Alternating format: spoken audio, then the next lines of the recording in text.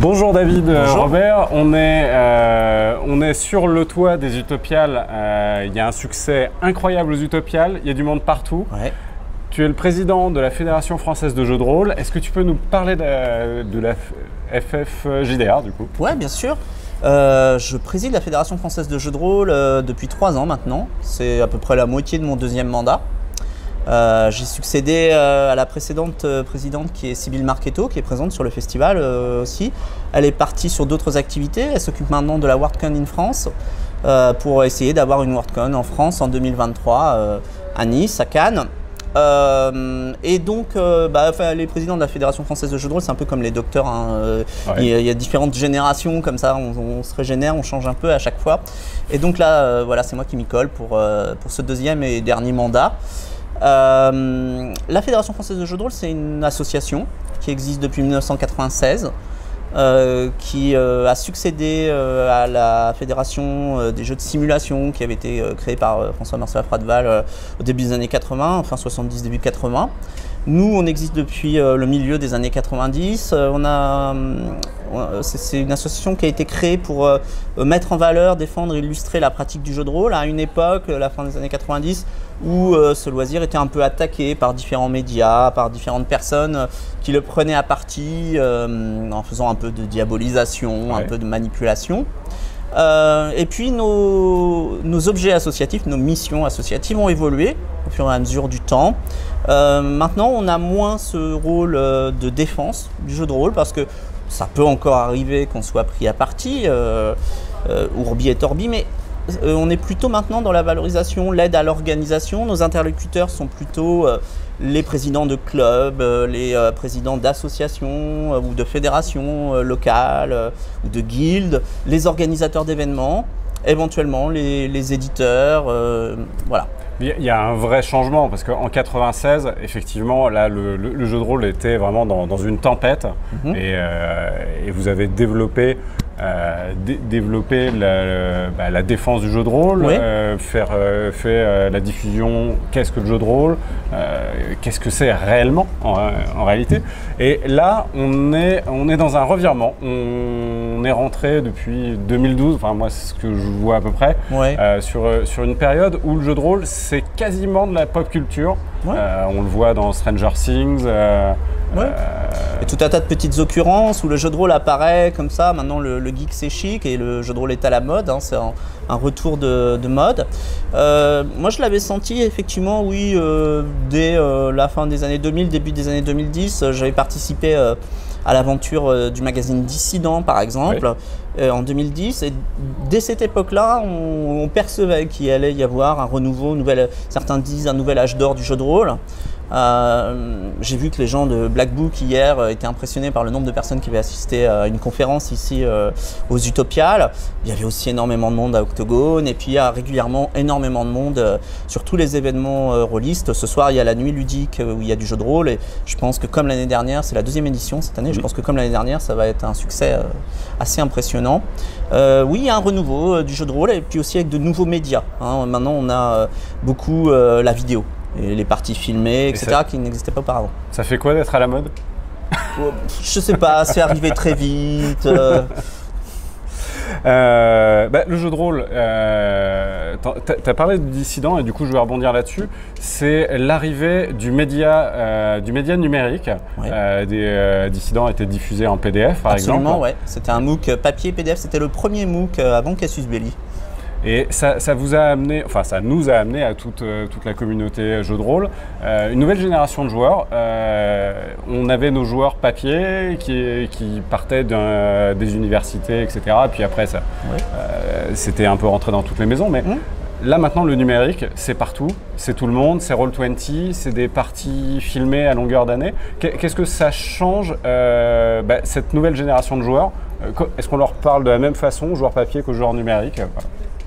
Je pense que ça accompagne en fait l'évolution de la société et puis une sorte d'hyper-individualisme post-moderne qui fait que par exemple les gens jouent en ligne, jouent depuis chez eux ou bien vont être très spectateurs de la partie de jeu de rôle et vont s'identifier aux acteurs, aux joueurs qui sont autour de la table et qui sont filmés, etc. Il y a effectivement de nouvelles façons de prendre du plaisir avec le jeu de rôle, mais le discours pour moi me semble être plus ou moins le même. En fait, il y a effectivement des éléments de contexte qu'il faut prendre en compte, mais l'expérience jeu de rôle, l'immersion, le plaisir du jeu de rôle, c'est la même en fait. Voilà. C'est la même. Ok. Il y a des querelles de clochers, il y en a toujours eu. Quand j'ai commencé au tout début, c'était Warhammer contre le jeu de rôle, puis IGN contre le jeu de rôle, et puis finalement tout le monde s'entend bien. Ouais. Là, on a beaucoup d'expérimentations qui se font depuis une dizaine d'années avec des incursions narratives, parfois simplement narratives. Comment on regroupe tout le monde, ceux qui partent de la simulation, ceux qui viennent du narratif, parce que c'est tous du jeu de rôle. Bien sûr, ouais. Il n'y a pas une seule façon de jouer au jeu de rôle et je pense que personne détient les tables de la loi de dire qu'est-ce que c'est le jeu de rôle, c'est ça et pas autre chose. Il y a plein de façons de voir le jeu de rôle et plein de façons différentes d'y jouer. Il y a beaucoup de jeux hybrides qui empruntent un petit peu à ceci, à cela, aux jeux de figurines, aux jeux de rôle, aux jeux de plateau et d'autres principes encore. Donc de toute façon, il y a toujours eu effectivement les querelles de clocher. Hein. C'est la célèbre histoire, tu prends deux rôlistes, ils se rencontrent, ils font un schisme. Hein. Donc, c'est sûr. Voilà. Sûr. Bon, mais au-delà de ça, on a une tendance effectivement. Moi, je distinguerais environ 4 époques. La première époque qui serait les jeux originels, fin des années 70, tout début des années 80, les jeux originels. Donjons et Dragons et quelques autres, mais quelques rares jeux comme ça, Tunnel et Troll, etc. Arrivé effectivement en France par l'intermédiaire des grandes écoles et des universités. Jussieu. Oui, voilà, Jussieu et Super Héros, et voilà, la rue d'Ulm, etc. Et puis une deuxième époque qu'on pourrait appeler les jeux classiques, qui sont des jeux du milieu des années 80, des jeux français notamment, du milieu des années, et bien évidemment anglo-saxons, du milieu des années 80 jusqu'au milieu des années 2000, 2005, etc.